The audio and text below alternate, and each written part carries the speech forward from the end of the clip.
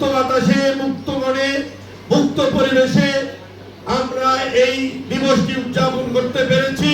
এই জন্য সকল প্রশংসা আল্লাহ রব্বুল আলামিনের কাছে আমরা পেশ করছি, আল্লাহর অশেষ রহমতে এবং শহীদের আত্মার, শহীদের তাজা রক্তের বিনিময়ে, তাদের সংগ্রামের মধ্য দিয়ে অর্থাৎ জুলাই আন্দোলনের মধ্য দিয়ে এই মুক্ত পরিবেশ আমরা পেয়ে পেয়েছি। বন্ধুরা আমার, আপনারা জানেন শহীদ প্রেসিডেন্ট জিয়া ইচ্ছা করে রাজনীতিতে আসেনি। একটি মহান উদ্দেশ্য নিয়ে স্বাধীনতার ঘোষণা দিয়ে তিনি তার চাকরি জীবনে ফিরে গিয়েছিলেন। কিন্তু আওয়ামী লীগ যখন ক্ষমতায় আসলো, শেখ মুজিব যখন 10ই জানুয়ারি 1972 বাংলাদেশে ফিরে আসলেন মুক্ত বাতাসে, তিনি এসেই বাংলাদেশের রাষ্ট্রপতির আসন অধিগ্রহণ করলেন। কেউ তাকে শপথ পড়ায় নাই। আপনারা জানেন, হয়তো ইতিহাস সাক্ষ্য দেয়, এটা নিয়ম, এটা আইন। তিনি প্রথম বাংলাদেশের রাষ্ট্রপতি হিসেবে চেয়ারে বসলেন, কিন্তু তিনি কিন্তু কোনো কারো কাছেই শপথ পড়েননি। অথচ তিনি এই বিচারপতি আবু সাইদ চৌধুরীকে পরবর্তীতে রাষ্ট্রপতি হিসাবে শপথ পড়ান।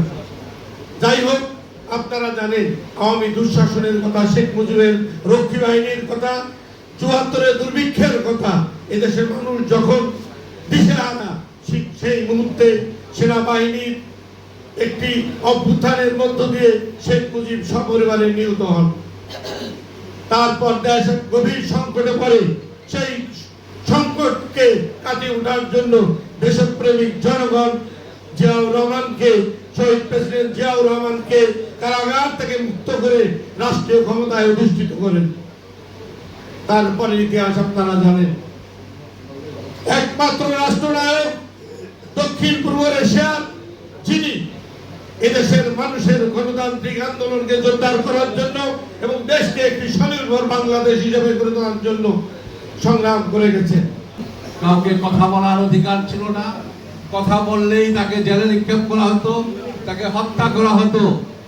আর আমাদের নড়িয়া শত শত লোক গণবাহিনী করে হত্যা করা হয়েছে এবং সেই সময় রক্ষী বাহিনী দিয়ে বাংলাদেশের মানুষের অধিকারকে গলা টিপে হত্যা করেছে। কাউকে কথা বলার সুযোগ দেওয়া হয়নি, ক্রস ফায়ার দেওয়া হয়েছে। আমাদের এলাকার নেতা, বামপন্থী নেতা সিরাজ সিকদারকে আপনারা হত্যা করেছেন, সেটা আপনারা জানেন। এমনি ভাবে বাংলাদেশের আলাদে কালাতে আওয়ামী বিরোধী কথা যেই বলেছেন, বাকশাল বিরোধী কথা বলেছেন, তাদেরকে হত্যা করা হয়েছিল। ঠিক সেই মুহূর্তে স্বাধীনতা হরণ করা হয়েছিল। সংবাদপত্রের মানুষের অধিকার ছিনিয়ে নিয়েছিল। কাউকে কথা বলার অধিকার ছিল না। এমনকি রাস্তা দিয়ে যদি একটি সুন্দরী মেয়ে যেত, যার পছন্দ হয়েছে, ছাত্রলীগের কোন নেতার তাকে জোর করে উঠে নিয়ে বিয়ে করেছে। এরকম শত শত ঘটনা রয়েছে। পাশাপাশি বাংলাদেশের আপনারা জানেন দুর্ভিক্ষ হয়েছিল ৭৪ সালে। কুকুর এবং মানুষ একসাথে ট্রেনে খাবার খেয়েছে, আমরা দেখেছি, ইতিহাস শুনেছে। ঠিক সেই মুহূর্তে একটি ব্যক্তির আওয়াজ আমরা পেলাম, তার নাম হচ্ছে জিয়াউর রহমান। জিয়াউর রহমান আসলেন এবং সেখানে শেখ পরিবারের অনেককেই বিদ্রোহের মাধ্যমে তাদেরকে হত্যা করা হয়েছিল এবং যারা হত্যা করেছিল তারা আজ দেশ নায়ক, আমি বলবো। ঠিক তারপরে আমাদের নেতা জনাব শহীদ জিয়াউর রহমান, তিনি ক্ষমতা নিয়েছেন এবং ক্ষমতা তার হাতে তুলে দেওয়া হয়েছিল। আমি বিশদভাবে যাব না, তাহলে অনেক সময় আমাদের চলে যাবে।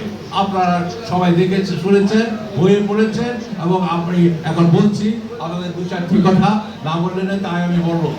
ঠিক সেই সময় তিনি এসেই স্বাধীনতা দিলেন। সংবাদপত্র, আজকে সাংবাদিক ভাইয়েরা অনেক কিছু লিখতে পারছেন, আমি সাংবাদিক ভাইদেরকে উদ্দেশ্য করে বলবো, আপনাদের স্বাধীনতা ফিরিয়ে দিয়েছিল আমার নেতা শহীদ জিয়াউর রহমান। আমাদের স্বাধীনতা ফিরে দিয়েছিল রাজনীতি করার, আমাদের শিক্ষা করে দিয়েছিল জিয়াউর রহমান। শেখ হাসিনা দেশের বাইরে ছিলেন, তাকে দেশে এনে তাকে রাজনীতি করার সুযোগ করে দিয়েছিলেন আমাদের জিয়াউর রহমান।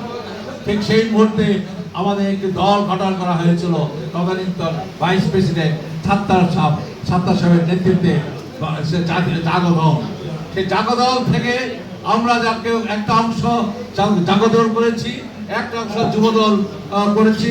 আমরা আমাদের সাথে তখন আপনাদের এলাকার নেতা জামাল শহীদ হিরু আমাদের সাথে আমরা একসাথে রাজনীতি করেছি। আমি যুবদলে ঢুকে গিয়েছি, তিনি ছাত্রদলে রয়েছেন, তার ইতিহাস আপনারা জানেন। ঠিক সেই মুহূর্তে আজকে থেকে 47 বছর পূর্বে 1978 সালে রমনায় সম্মেলন দেওয়া হলো।